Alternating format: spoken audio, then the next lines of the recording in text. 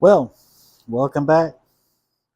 This is another product demo or unboxing of a tool that I've decided I needed to do further projects that I'm interested in. I don't care if you're interested in them. Based on my viewership, it don't matter if you like them or not. Um, so, hop on in here. Let's do some sweating. Hey, I think you're really cool. I like you a lot. Maybe we can hang out or something. Hey, I think you're really cool. I like you a lot. Maybe we can hang out or something. Okay, as you can see, I went out and got myself a belt and disc sander, and coinkydinkley, it should set right on top of there, at least mostly. Um, I have some projects that I wanted to use a belt. I need a belt sander on. I believe it's a better method of sharpening, like axes and hatchets, and the disc would be great for, like, say, shaping a handle to put on a hatchet, so, or something. I mean, not for nothing. So let me jump into this. I'm not real big on unboxing. I'm going to take the thing out of the box. There's probably not much to it. Uh, Cut the box open, throw the thing on the stand, and plug it in and let her rip, tater chip. So let me get at this, or something like that. Okay, the first thing that was in the box, I already opened it and everything, is a very thick set of instructions. I'll probably keep those. The rest of the instructions for the stand are there. That's the very first part that was in there. One of the things, whether the sander works or not, let me tell you something. They pack the crap out of this thing. Uh, I wish I could get a hold of that packing tape. Um, but there it is in all its glory. Here in a second, I'll yard it out of there and we'll check this sucker out. Okay, well, one of the very first things that became apparent to me is that this base is too big for the table. So if I intended to actually operate this belt sander, this sander, on that stand, I'm going to have to get a piece of metal that I can mount the base of the sander to, and it mount to the tabletop. Um, I could probably get a piece of plywood, something like that. Um, I'm not really super concerned about that. However, I will say that this will never be used on top of the table the stand, the way it sets. Uh, it will come right off of there, and if it's running, it could seriously kill somebody. So, not interested in that. So, let me run through some things that I'm just educated guesses on my part. Um, this knob right here adjusts where this belt will ride on the rollers. Okay, you flip this up to release the tension on it so that you can change the sanding belt, and imagine that you probably have to stand it up to do that and slide the whole belt off this way. Um, I imagine that loosening this loosens a clamp on this and allows this belt to stand up straight. This is if you have a dust collection system, and the components that came with it kind of bear it out, I think. Um, this is the fence to on the disc, and then there's the miter block for it. This would be the Allen wrench to loosen and change the angle of this disc arm. This is the nut in the washer, or the locking knob that locks the table in place on the side of the sand disc. And this would have to be the bracket for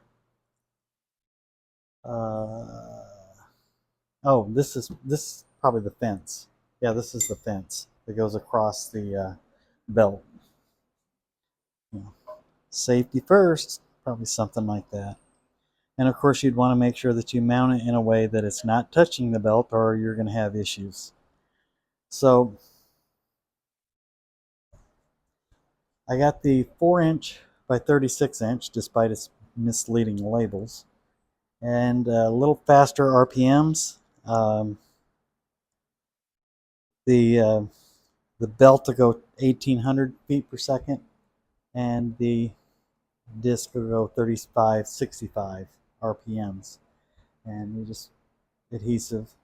I got some more of these and another one of these, or a pack of those. I think I got 120 grit, something a little finer, um, something that'll put a edge on something quickly, but not the final edge.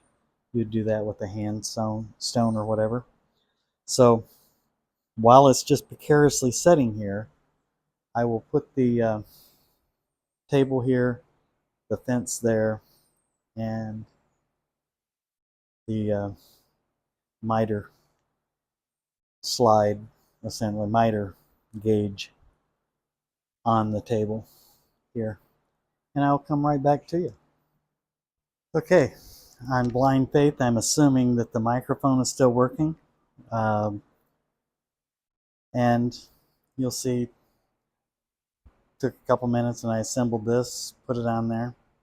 Uh, just for the sake of argument, okay? This is a $119 disc belt sander, okay? It is not a multiple $1,000 highly accurate machine, okay? Does that make it a bad thing?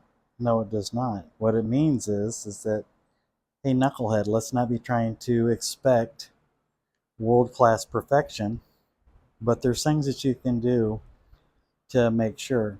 One of the things that makes it not the greatest, but it's usable for what I'm going to use this for. It's perfect. As a matter of fact, it's probably overkill. There's 2 points of contact. There's a pin here and then a threaded connection here that you tighten down, and loosening that you can change the angle of the table, okay? And I would highly recommend, if you get one of these things, before you start doing anything where you need a 90, a true 90, that you drop a level on here and a gauge and check its level. And then with the understanding that there is going to be some slop on that end of it, so perfection, this is not for perfection, okay? If you want perfection, it's a little spendy. Also, I would always, before you do anything, I would check square and tightness of this before, if you're going to start running something back and forth and trying to square off the end or sand it, and you're looking for a straight edge or whatever, do yourself a favor, do the work beforehand, get this square tight, square 90 degrees, use a level to make sure it's level, all right? And there's a gauge there for the angle. I'm not sure exactly how accurate that is, but I'm sure after some usage, you'll get your most common placements, have them marked on there. I did, in fact, toss the Allen wrench that does fit here, and it will allow you to raise and change the angle on the belt. It's also the same cotter or Allen wrench that put the fence on here, and it is adjustable. And once you're a little bit better situated, you're going to want to keep it as close to the belt without it touching and without it causing interference. The last thing in the world you need is your work to pinch in between this fence and the belt, and you definitely don't want the fence touching the belt. So just use some common sense, okay? And again, this needs to be on a bigger stand or bigger table, maybe a bigger piece of plywood, and just something that'll bolt down rather easy. And maybe still use the same stand, but a bigger piece of metal or plywood that this is attached to, so it doesn't fall off, because it will fall off of that table. So there is that piece of equipment. And I'm not even going to turn it on or anything until I get a piece of plywood under it or metal and get it bolted down. You don't get to be my age without figuring something out once in a while. And I believe that this right here is how you'd open up the cover if you had to ever replace a belt. It's regularly made. It's for what we're going to use it for. It's absolutely perfect. One of the first things is that aluminum that's over there. The for the mini double stubby dipole that I made, the mounting plate. I wanted to round the corners off, and the best way that I could think of to round the corners off would be either with a belt grinder or a belt sander or a bench grinder. So I have that, and yeah, let me let you soak it in. And I think for the price, I mean the next price point's $250-$300, and that would be for a Delta, a very small Delta. I think a 3x36. I wanted a little wider sanding area, and I do, like I said, I've got other grits of sandpaper, and easily change outable as soon as you tilt this up and flip that lever open. You slide the belt right off and slide another one on, and it's you're gonna know it when you close it. I assure you that. Now you can see just one-handed. Yeah, I'm gonna drop this off on my feet, so that's not such a great idea. You can see how it's lifting up. So, all right, let me make sure it's still all the way on the table, at least enough for me to move away from it for a second. Lay the camera down. You'll be seeing this in action in the coming days.